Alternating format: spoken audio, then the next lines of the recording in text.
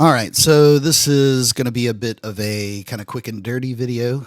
Maybe I'll get to do some post-production on it later and make it a little bit more official. But this is for the job intake form.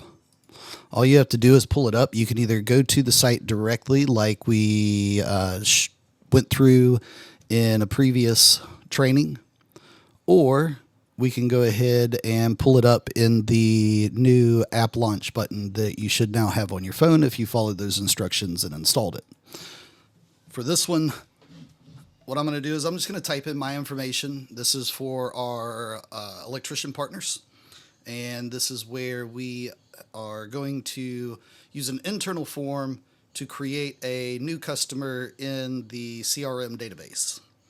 So I'm just going to use my name. And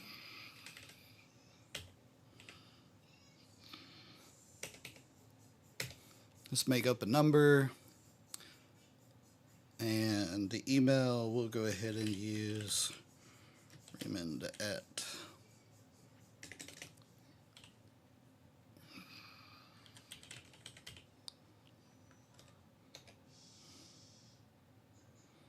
and we're going to use an address. Let's go ahead and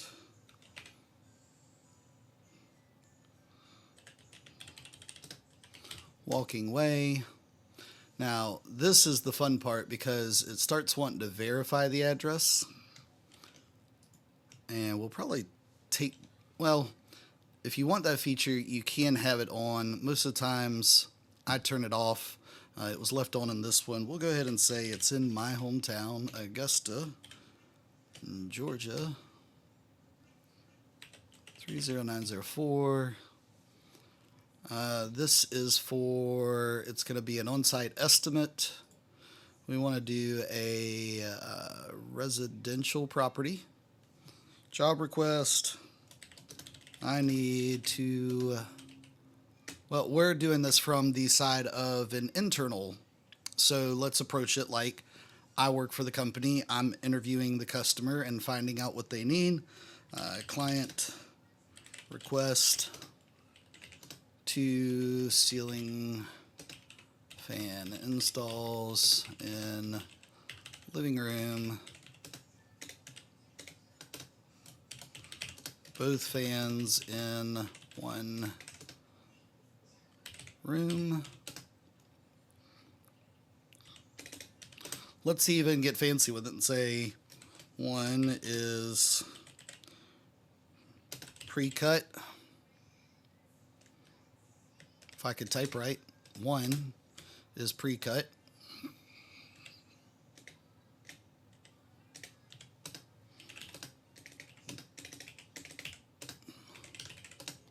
The other is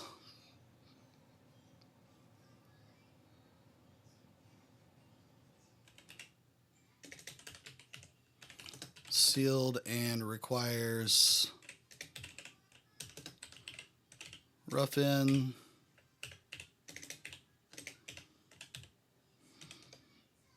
And this is a this is where there's debate of whether or not we should do a per room, per home. This is set up for property size, but I like to think of it agnostically, where you can do it as a per room value or a per job site size value. So this, let's say this particular room is between 500 and 1,000 square feet. Let's call it 1,000 square feet. Rough estimate for this job is $650. Is what we quoted. And maybe I haven't quoted it yet, but this is what I'm thinking that the price is going to be, and the quote that I'm going to need to give to the person. Again, this is just this is an intake form, and we maybe could use different ones. For right now, we're using the same one, and maybe we need to put a tag in here for that to differentiate. Is what stage in the process are we at? So is this a a visit. Well, we already did that with we're setting up an appointment. So sorry, backtracking here. We're setting up an appointment for an on-site estimate. So we haven't been out to the property yet. We are going to do the actual estimate because let's see, we really need to see what all is going to be involved in this rough end requirement. Maybe we're going to get into a situation that's going to get us in trouble.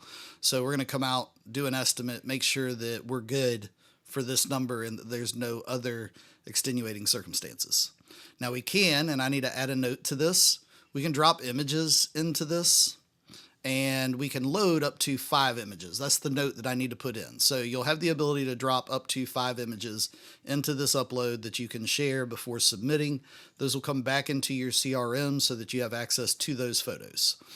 We also have forms where your client will be able to upload photos on their end so that they can give you better information about the job. You would just need to let them know, because honestly, if you don't tell them, hey, upload a photo, the likelihood of them doing it, the majority of people are not going to unless you ask them to do it. And we can even put into that form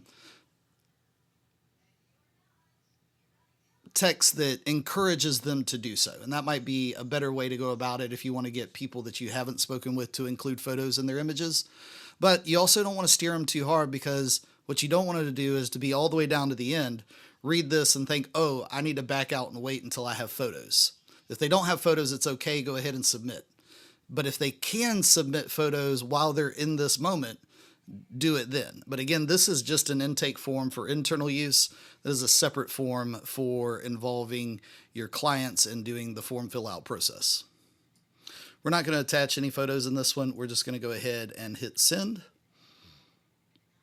So now you can use this form while you're out on the job, or in the field talking to someone else, or in the office using that field as an intake form to make it a little bit quicker, a little bit faster, and a little bit easier to get your clients into the CRM rather than having to go in and kind of jump around the different hurdles of where all their information is stored. So now that we've completed that form, we can go ahead and minimize this. We're going to bring this screen up, and we're going to go into our opportunities, which we should now have an opportunity created for the person that filled out that form, and we do. That opportunity is right here. Here's all my information, this phone number I just filled out. We can put additional contacts in. We can change the opportunity name if we don't like how it's set up. It's just set up to list that it was an on-site estimate. It's for Raymond Strippy. This is going into the electrician sales pipeline. The stage of this deal is a new lead. Status is open. If you want to see different statuses, we can won, lost, abandoned. We can change the opportunity value. So if we adjust the bid, we can go in here, adjust our opportunity value, and move on from there. Owner is currently unassigned. This is where you would assign who's being given this task, who needs to complete this work and be abreast of this. Now, in the automation logic, we can always include other people that need to be contacted throughout a process to know how certain progressions are going. However, the person that is actually going to be responsible for seeing this job to completion, which is usually the technician, is the one that's going to be installed as the owner or selected as the owner. For right now, because this is just a demo, we're going to leave it as unassigned, so nobody goes getting notifications saying, hey, you need to work on a job that's not real. You can put followers there. So again, this is another way to say a follower is a higher level priority. So in the automations, we can notify different people throughout the team. So if you have somebody that checks certain steps, that would be where you add them in. Here as a follower, you can put a person that needs to be basically tied to every single step in progression that takes place so that they're kept abreast. This would be like a direct supervisor for somebody, or a field team coordinator. If they're a business rather than just a customer residential service, you can add that in. Notice that we did add the tag in with the opportunity logic that tags this as a new lead. We try to keep our system tidy and have tags for different events that happen throughout. And as it progresses, it will move and remove certain tags and replace them with other ones as the deal status changes. And that helps us with searching, sorting, filtering. It also helps us with tying automations in and selecting, who gets directed to one flow of steps versus who gets directed to another. Now, we've created a basic level logic of automations for you. We don't want to make it too advanced, too complicated, too crazy in the beginning. It'll just be overwhelming.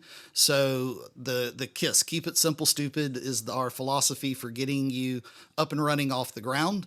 Then we're going to arm you with the tools and the knowledge that you need so that you can go in and take your automations to the next level. We also do have some more advanced automations. If you want to ask for them, you can always inquire and see what different things we can do to try to help eliminate some of the friction points in your processes. Now, within this menu, I do want to touch on this one side where from here, we can start doing higher level tasks. We can go ahead and book. We can go ahead and create new tasks for it. Those tasks can be assigned to different people in the organization. We can just tag notes if we want to put some extra details in that we didn't think about beforehand. Payments. We can go ahead and start creating a payment process. We can do all that from here, but we don't have to at this moment. We're just going to go ahead, update this, and let it rest where it's at. We didn't really change anything. Now, notice this here is the pipeline. So it brought this one in automatically.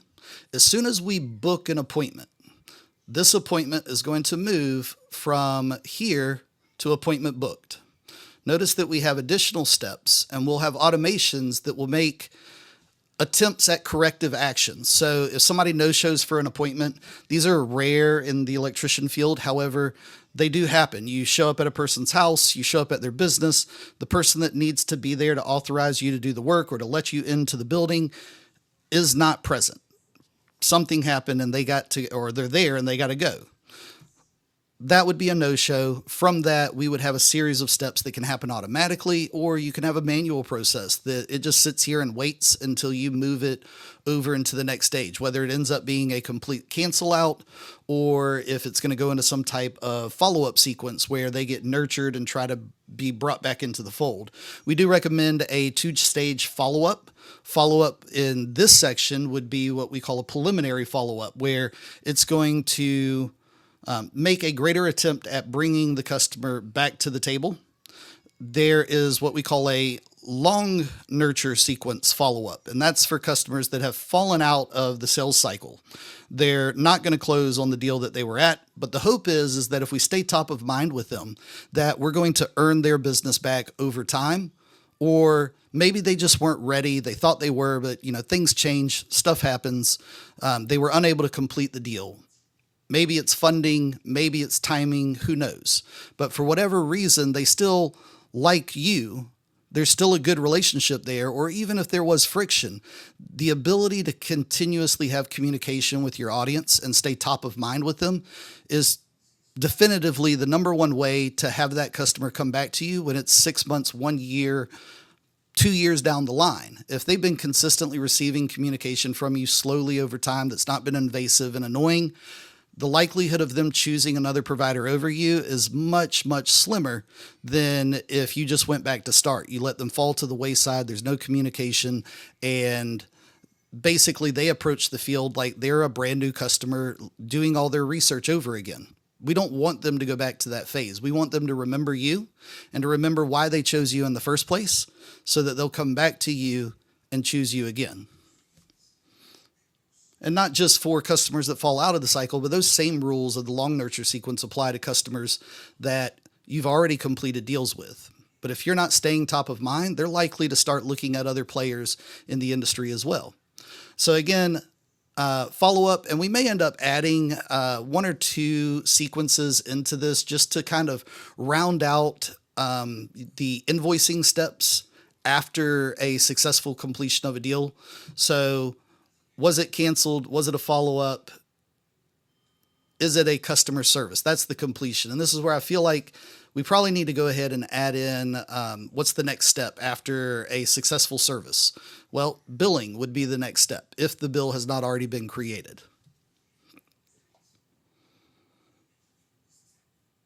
So that really completes that initial form and onboarding. We could continue to go deeper into some of the other areas, but to keep it for the sake of being concise and short and on target of what we want to discuss in this video, that really wraps up everything that encapsulates filling out your initial customer intake and going through the sales process. If we wanted to, we could include one more thing, and that is scheduling. In fact, we can do that. We can go over here to our calendar.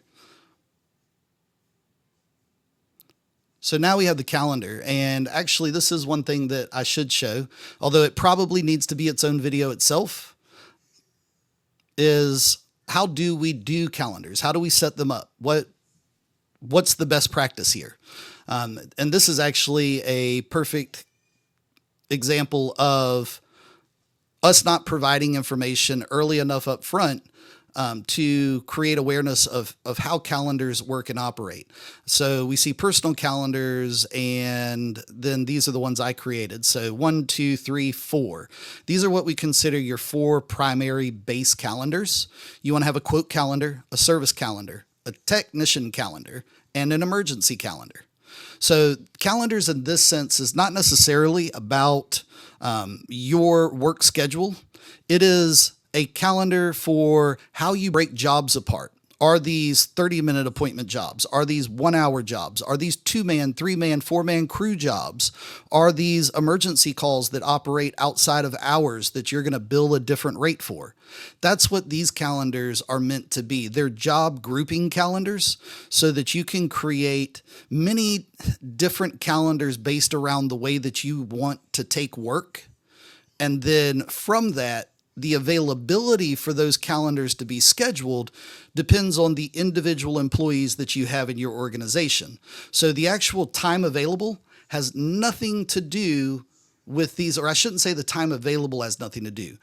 The manpower hours that are required to fill this schedule has nothing to do with this schedule itself. Now, inside of these schedules, you'll see we can set up the duration. We can also set up days of availability, such as in the event of our emergency calendar. Our emergency calendar is our calendar for everything after 6 p.m. If it's after 6 p.m. and before 8 a.m., some may call it 7 a.m. for their start of day. Those are outside of normal business hours. Those are considered by most that we've spoken with to be their emergency hours. And if they're going to work a call at that time, you're going to pay the emergency call fee and rate. So all of our calendars are set up to operate between 8 and 6 p.m., 8 a.m. and 6 p.m. The emergency calendar is actually set up to operate from the hours of 6:30 on to 7:30 a.m. That is the window that this calendar can book into. So if somebody wants to book in that time slot, they don't book in any of these. They book in the emergency calendar. However, the availability of that calendar is not decided by the calendar itself. We could have all the time available in the world there, but if there's only one person that's scheduled to be available for emergency hours within those days and times, then only the availability of that person will be available to whoever's trying to book internally, as well as if we open up a calendar to the public and allow them to try to book.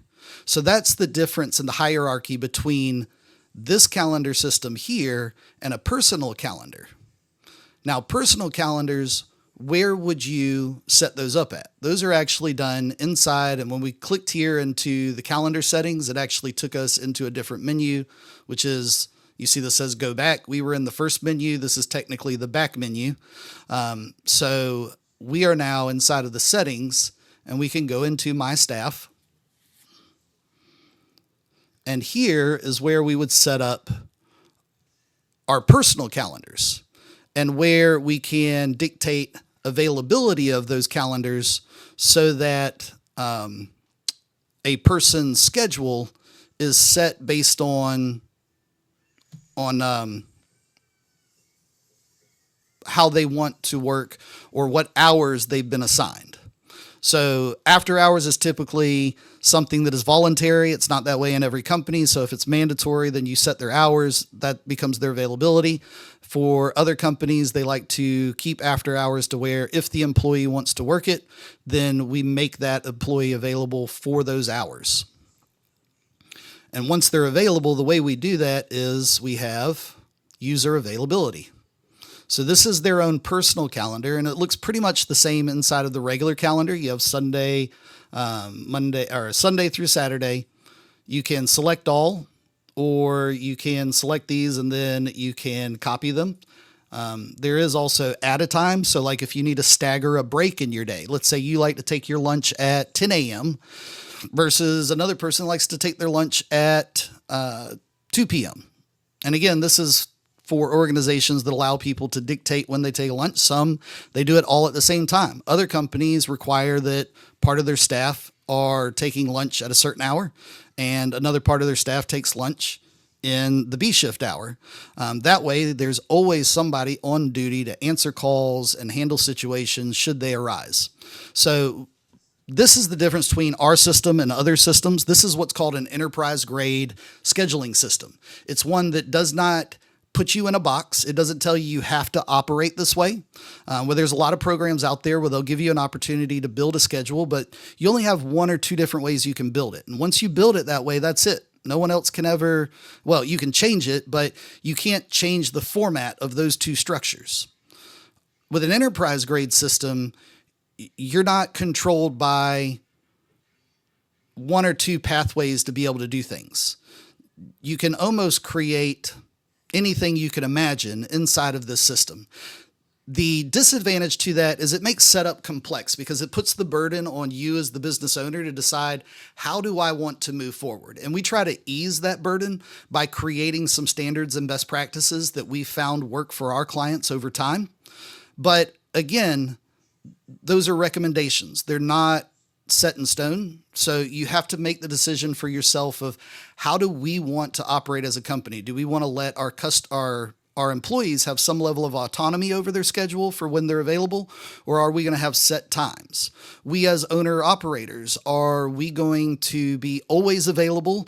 And I know myself is guilty of this. I like to work and I love to make money. So I make myself as available as much as possible. But that also can lead to burnout. So having the ability to go in and say, you know what, I'm going to block me time every day. I know that I'm going to take lunch at a certain time, and you can go in here and you can set it up. And again, it's not finite. Later down the road, you go, you know what, I found that I keep taking off work at this day during this time, and it's great. I hang out with the kids or I go spend time with my spouse.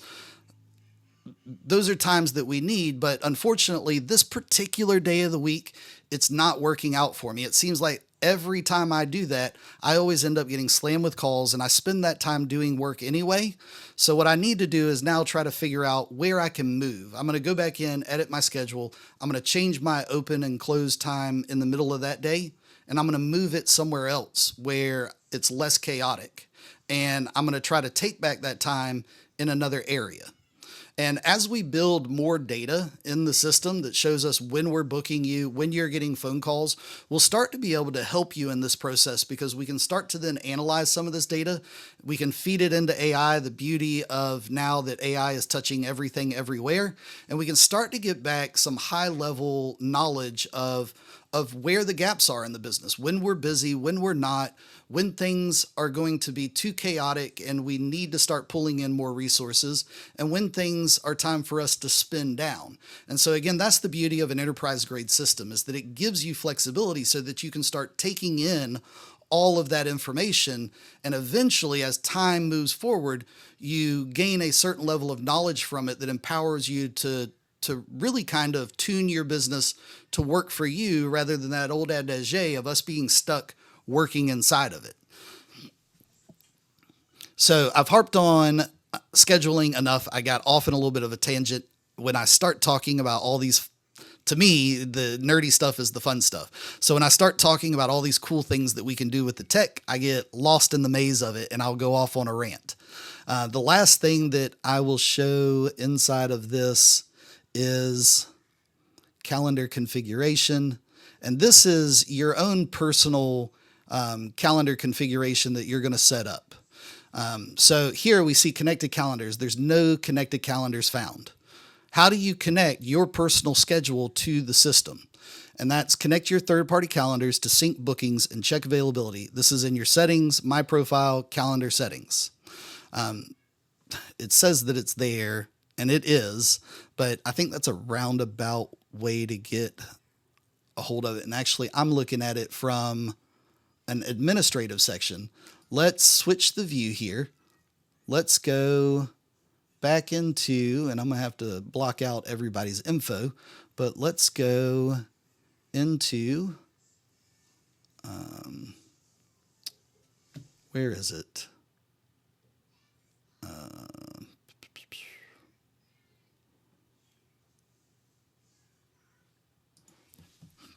I can just type it. Let's go into the actual user account. That's the difference, is I was in my administrative account trying to operate as a user, and that just doesn't work because there is my profile. I don't have it. End users have it. My profile. So the instructions were right. We're going to come down here. We can, set up all our details. You see here, we've got calendars. Now, this is what calendar do we want to primarily be booked into. This is our default work calendar. Some people set it, some people don't. You actually can set this information inside of the actual calendar itself. That's the way that I prefer to do it. You can turn on two-factor authentication. You can set up your signature for your... Sorry, I've been fighting a cough. You can set up your signature for your emails and include the signature before quoted text and replies. But here is where we're going to set up your personal calendar. This is the spot where we get it done. Gmail, Outlook, there should be additional options here. There should also be Apple Calendar, but let's just say most people are connecting Gmail. Oh, this is two-way sync. That's why. Sorry. Again, a calendar looks like a calendar, looks like a calendar, but this is for two-way syncing the email makes me think of calendar. This is for syncing your email with, so you can actually bring and port in your email from your personal side if you want. Not everybody does this. Some do. If you like it or need more information about it, you can either click on the learn more, or you could reach out to us via text or email, and we'll have a discussion with you about it. This is actually where you're going to connect your calendar. So now we see all the different options. We can connect Google Calendar. We can connect Outlook. We can connect your iCloud calendar. Or if you use Calendly and you want to keep paying them for that service, even though we do everything that they do for you without having to pay the extra fee for it, I would recommend using one of these calendars as your personal booking and then let our calendar system do your booking for you versus paying extra for Calendly service. But if you're already invested in Calendly, then some people find it easier to stay with it. If you need to set up meetings for virtual meets, we tie that system in for you.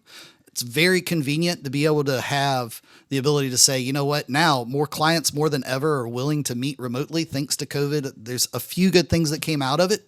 And this is where if you need to pop in and have a discussion, probably for commercial clients, this is going to be more valuable than on your residential side. Commercial clients, if they want to update about scope, about progress of work, if they want to talk about a bid, the ability to connect with them via face and already have systems that set all that up in place, send an email that's tracked and automated that you can click into. It not only just works amazing for your business, it impresses the heck out of your clients. So take note of this. You don't have to implement it, but if you can find a way to add value to commercial jobs that makes them more likely to want to do business with you in the future, this is one of the ways to do that, and they love it. So again, I'm not going to walk you through all the steps. It's pretty self-explanatory once you get into it. The two things that I will tell you here is you'll see once you connect it, and we'll have another video that goes through that in deeper detail. But once you connect it, I recommend you have a primary calendar that you use for work. And so for me, that is my Google Calendar. I, at one point, had 6 different calendars that I was operating out of. I don't know why. Don't ask me how I ever thought that madness was going to work out well. But now I've consolidated everything down to one Google Calendar. And then for my personal, I use the iCloud calendar, or before I had an iPhone, I used to use the Outlook. Now that the wife and I both have the iCloud calendar, or have iPhones, and we're both on iCloud, we can share an iCloud calendar as our family calendar. So she can go in and book events that are family related and tag me in it, and it will automatically block that time inside of my schedule, but it won't put anything into the calendar as work related. It doesn't. Basically, the calendar system knows that that calendar is personal, and there's a way that we'll show you in another video how you tag that, so that you have a primary calendar and you have a personal calendar. So you can have multiple calendars connected, but you don't need to have multiple calendars connected as 2 different accounts if you just want to have a work calendar for scheduling your work time, and then a family calendar that you don't want anything inside of work showing up, or anything that's personal showing up inside of the work calendar. That's probably a good way to put it. Last thing I want is, my kid's got an itchy butt and I need to take them to the doctor showing up in the work calendar for everybody to see. I'm sure it would get great laughs. And yes, that has been in my calendar before. So those are the reasons why we created the separation between the personal and the professional calendar, is so that you could have a place to schedule those things where they still make sense to you, and you don't have to be cryptic and encode or just use general information. You can still have it as detailed as you want on your personal side, and have it connected just enough so that it only shares the fact that you're going to be unavailable at that time for work. And the scheduling system will not allow somebody to book you into that time. So if you have multiple people that do scheduling and they can pick and choose you, or if you're opening it up to the public and the public's able to grab and swipe you as a worker, you know that they're never going to be able to pick a time that you have to be available for personal reasons. All right. And so that's the end of it there. We could go back and, like I said, I could harp on all of this stuff forever. I love talking about all the little intricacies of what the system can do and will do for you. But like I said, we could spend days doing this before we're done. As far as the essentials goes, we've covered it all in this video. Again, if you have any questions or need additional detail, look first to our other resources and see if there's a video that already covers what you're looking for. If not, reach out to us via email or via text. You can always shoot us a call, but usually text and email is going to get to us faster and have us respond to you better. Outside of that, we are always looking to create new video content to add to our library, so we do encourage and recommend that if there's a video that you don't see, please feel free to ask and request that we make a video on a particular service so that you can learn how to operate inside of the system better, faster, and leaner. That's all for today. We'll see you in the next video.